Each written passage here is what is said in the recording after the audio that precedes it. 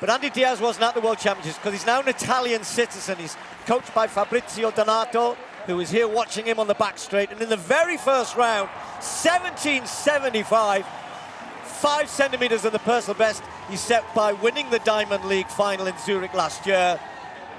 Excellent start, and everyone was hoping they were going to see another 4 or 5 jumps. That didn't happen. This was the best of his evening. He had a couple of passes. The rest were all no jumps. But Andy Diaz, who is still on the register as Cuban, but he's now an Italian citizenship, got his citizenship in February. Femke Ball just got left a little bit. Rochelle Clayton gets out pretty quick, but Ball now into a running nicely outside her. Also going quickly is Kachuk of Ukraine. Femke Ball started her season with one of her quickest performances, 53.12. She'll be looking to go under 53 seconds here. And already now making up the ground on Kachuk outside her. Rochelle Clayton just being left a little bit now. Shamia Little just coming up on her as they move through onto the top bend, and Ball with that lovely action of hers, taking the hurdles beautifully. And this is the part of the race where she can be so strong. Others start to falter, but not Ball. Already with a lot of daylight between her and the charging Shamia Little. The American certainly closing a little bit, but Femke Ball moving away again over the last barrier. And now it's all about her on the clock. Femke Ball running for the line. Little's going to take second. It's quick, 52.43. And that takes away an old record. Lashinda Dimas was the meeting record holder. Of course, this meeting has been in Florence a couple of times, but normally is held in Rome. But that is another massive statement from Femke Ball. 52.43. Really good run from Ball.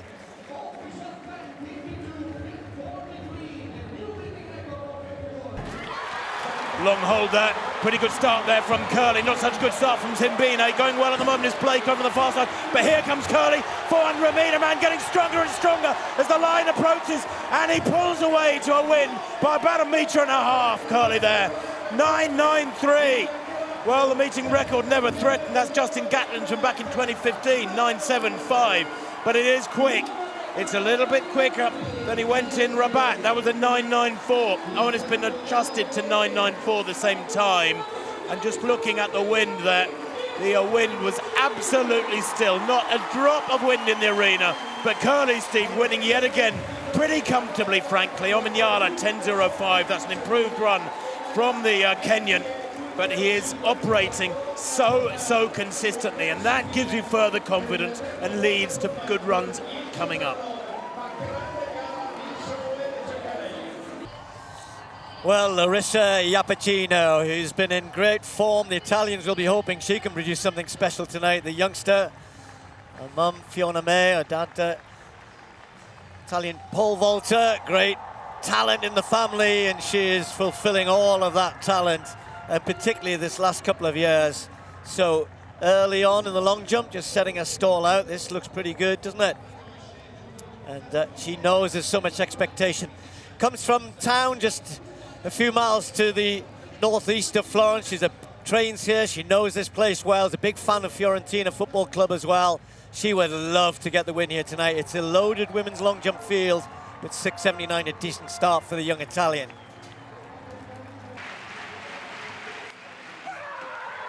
Four of this starting field have thrown over 22 metres. And just to please the home crowd in round 4, Leonardo Fabbri produced 21.73, a season's best by the Italian, 26 years old. That was quite a turn-up. It's not far shy of his lifetime best. Leonardo Fabbri gets his Diamond League season rolling. That is quite something. He's been in good form through 21.09 in Savona just last week. But he takes some major names down there, does the 26-year-old. Thomas in 8. Well, we get underway. And certainly Marie-José Talou looking strong at the moment, beginning to ease away from the rest. Is there anybody coming back? Looking Kemba strong through the second half. He's going to take second and over in lane 1. A good third place there, I think, from Imani Lantico. But Talou there. Well, 10.97. Under 11 seconds into a very slight headwind. As I said, it could be a good deal warmer for these sprinters to feel really happy, and a little bit of following wind wouldn't have hurt. So sub 11 seconds there, and importantly the victory for the Ivory Coast athlete.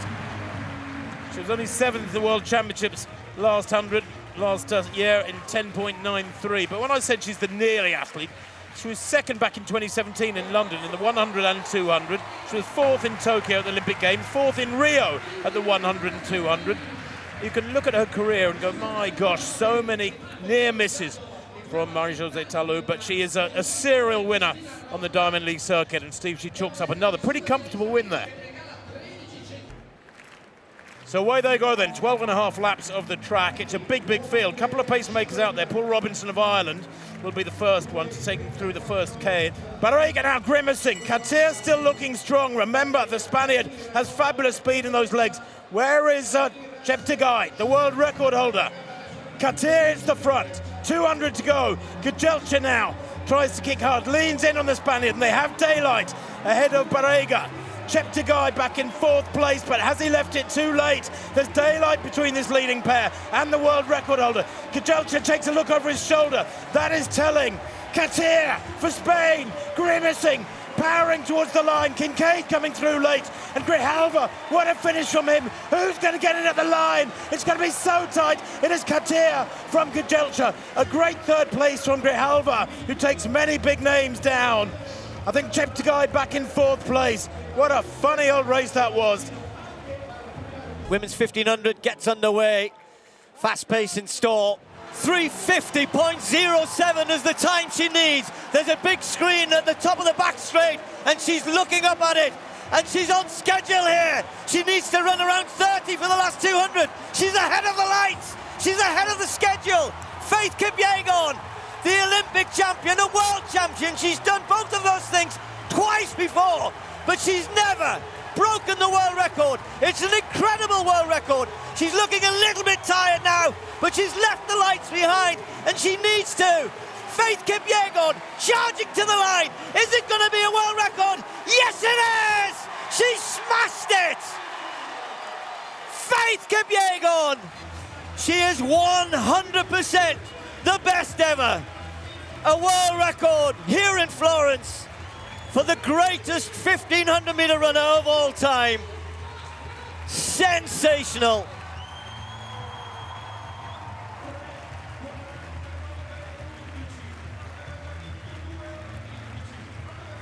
Okay, we're here now with Faith Kipyegon, who have just set a new world record on the 1500. Well done, Faith. We've got quite a few number of questions that have come through for you, obviously. So we'll start with the Polish media. So have you felt before the competition that you could run for the world record here tonight?